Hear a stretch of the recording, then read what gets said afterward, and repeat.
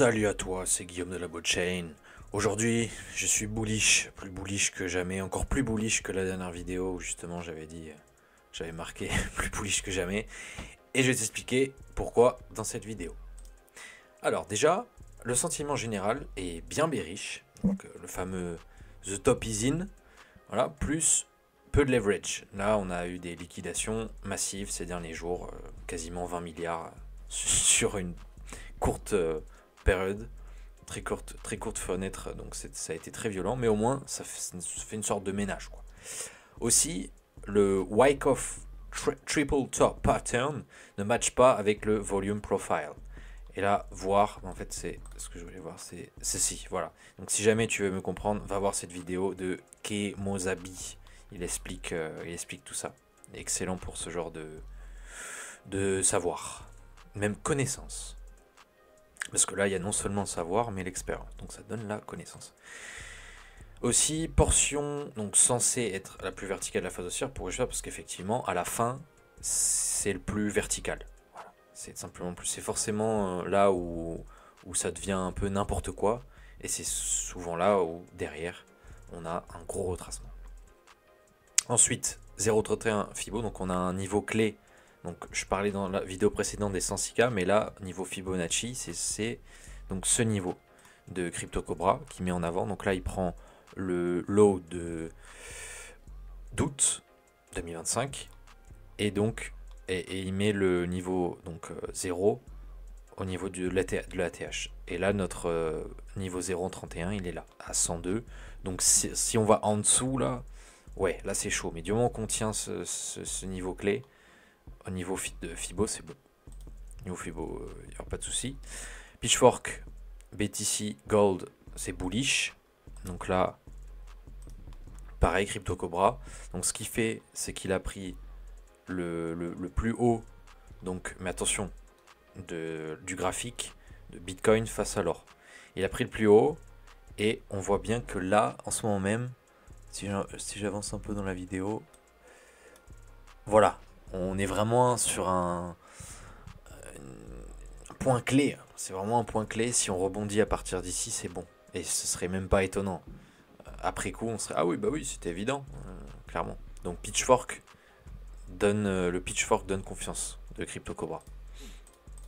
Ensuite, et ce que je disais simplement, c'est que donc l'or annonce la couleur. Ça, c'est une première chose, mais je vais passer en revue d'autres éléments importants. Et je voulais préciser. Ceci est mon tech, rien n'est sûr à 100%, évidemment. Chacun fait ses choix, donc chacun est responsable des conséquences, que ce soit voilà, des pertes, ou du moins des pertes latentes, ou des gains latents, ou alors carrément des pertes, ou des pertes réalisées, ou quoi. Bref, c'est parti. Donc ça j'ai déjà montré. On a aussi, donc par rapport au sentiment, quelque chose d'assez notable. Et en général, quand on touche ces niveaux, 25 voire même 20, donc là on n'est pas dans l'extrême, mais presque, c'est bullish en réalité. Surtout quand on voit partout sur YouTube, sur Twitter, ah non, the top is in, the top is in. Et un élément, petite parenthèse, un élément que met en avant Camel, c'est ceci. Calls don't mean anything if not profited from. Donc, on peut très bien dire oui, il va se passer ça ou quoi. Si on n'est pas impliqué et si on n'en profite pas, ça n'a pas de valeur.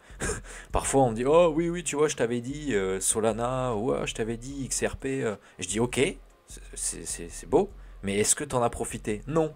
Mais alors, ça n'a pas de valeur. Perso, là, ce que je dis, ça a de la valeur. Pourquoi? Parce que je suis complètement impliqué. Je suis dans la sauce. Donc là, je peux pas tricher dans le sens où ce qui arrivera, je devrais l'assumer à 100%. Et je pourrais pas dire oui, parce que sinon, encore une fois, c'est trop facile. Oui, j'aurais pu dire il y a quelques temps, bah oui, l'or, c'était sûr que ça allait pump. Oui, ok, mais est-ce que je suis exposé? Non, je n'ai pas d'or. Donc est-ce que mon call aurait eu de la valeur? Non. Voilà, c'est aussi simple que ça.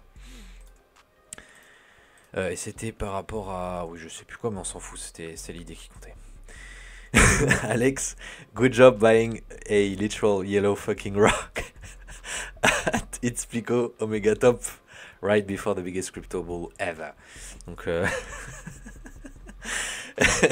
if you know, you know. Si vous avez, voilà, c'est à la ref. Peter Schiff, d'ailleurs, je vais vous montrer un, voilà, qui dit gold is more likely to hit $1 million than Bitcoin. Bien sûr, Peter, on y croit. Bref, donc je sais pas si c'était le Pico top, Pico Omega top, ça m'étonnerait pas.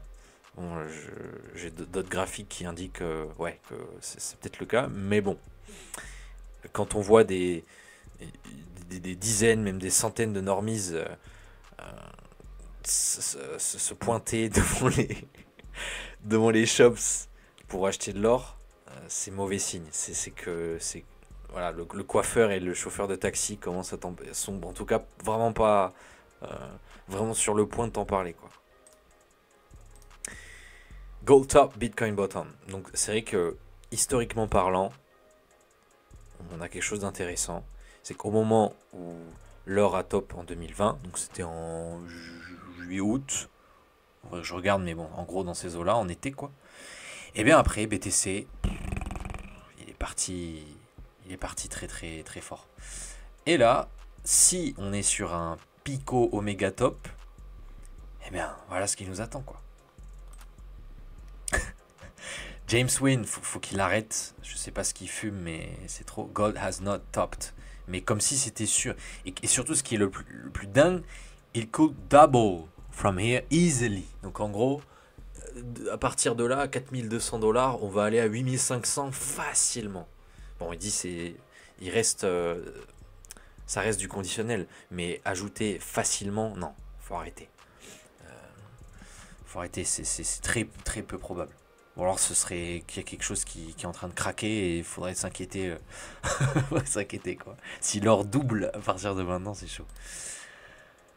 People buying gold yesterday are the same folks who buy the very top of a bull market. Donc effectivement, on a affaire au même profil de normies. Et c'est bon signe pour BTC, là. C'est bon signe, encore une fois. Quand on observe ce genre de pattern, ça donne confiance. En tout cas, personnellement, ça me donne confiance. En revanche, pour balancer un petit peu mon tech de Brit, bon, il a ETH. Voilà, certains considérant que quand tu as ETH dans ton pseudo, je sais pas. Mais je trouve que son point de vue est intéressant. Pourquoi? Parce que là, il sent donc là, c'est BTC face à l'or. On a quand même une sorte de triple top pattern. Mais comme je disais, si le volume profile ne matche pas, non, on peut pas considérer ça. On peut pas considérer le triple top pattern de fiable à ce moment-là. Bref, mais c'est vrai que quand on voit ça, on se dit, là, un ratio qui plongerait là, dans un sens, oui, on peut imaginer ça. Mais bon, il faut prendre tous les éléments en compte. Du moins, il ne faut pas prendre qu'un seul élément en compte. Mais voilà, peut-être, on verra. C'est sur la table. Et là, ce qui est très intéressant, donc c'est que, qu'est-ce qu'on a ici? On a une période, donc je vois c'est 90 jours, là on a 70, 90 jours, 91 pour être exact, 70, 91, 98. Et ce qui se passe, c'est quand on latéralise, du moins, quand on a l'or c'est la ligne bleue. Donc on a le pump, ok? Et là, au bout de 90 jours, qu'est-ce qui se passe après? Donc en partant du bottom local vers là, on va dire la fin de la tendance haussière. Là, je pense que c'est ça qu'il prenait pour prendre 91 jours. Et bien là, on a le début du rallye. Ici, voilà, on a eu pareil. Bon là, 70 jours, c'est un petit peu moins. Boum, l'or qui explose. Et juste après, voilà, ça part.